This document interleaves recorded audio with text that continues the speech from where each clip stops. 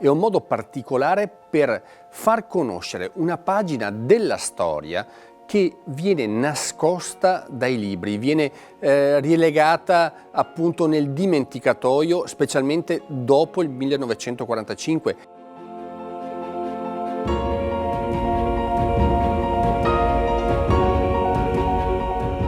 Per quanto riguarda i dalmati, la presenza a Venezia risale al 1454 modestamente. Adesso andiamo oltre, è conosciuta ma si deve capire da dove viene fuori questo forte legame delle nostre genti, per cui sono scappate dalla Jugoslavia di Tito, e il nostro forte legame all'Italia era soprattutto alla Repubblica Veneta, alla nostra bella parlata, anche la nostra civiltà, la nostra voglia di autonomia nelle nostre città.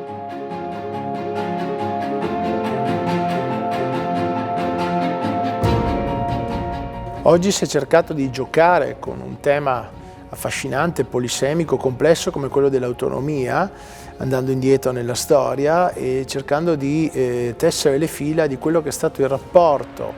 tra